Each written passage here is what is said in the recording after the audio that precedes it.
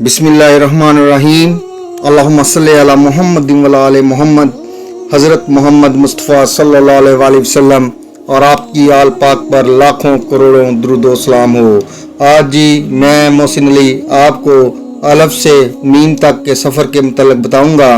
अगर मेरी आज की वीडियो आपको पसंद आती है तो मेरा चैनल सब्सक्राइब करें और साथ ही बेल आइकन प्रेस करें ताकि मेरी आने वाली वीडियो बआसानी आप तक पहुंच सके।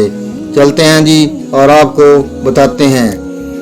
बशर से बे निकाल दें तो शर रह जाता है और शर अशरफुल मखलूकात के मकाम से गिरना है।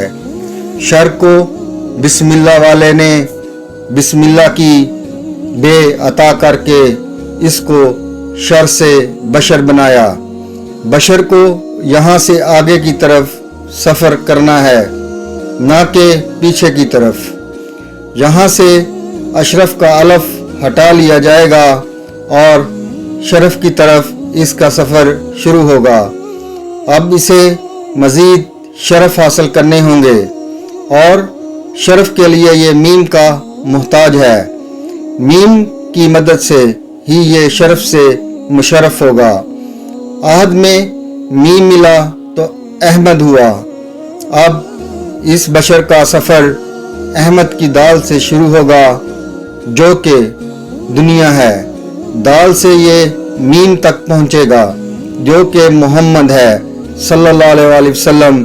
मोहम्मद इसे हे से मुतारुफ कराएंगे जो कि हक है और हक के बाद इसे अलफ फिर से वाज़िया दिखाई देगा जो कि अल्लाह है। अलिफ हे मीम दाल अहमद।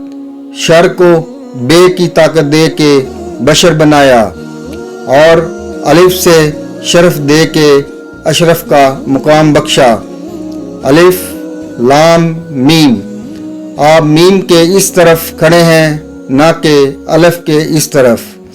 आप मीम मोहम्मद सल्लल्लाहु अलैहि वसल्लम से जब तक फैज़ याब नहीं होंगे लाम ला इलाहा इल्लल्लाह तक नहीं पहुंच सकते।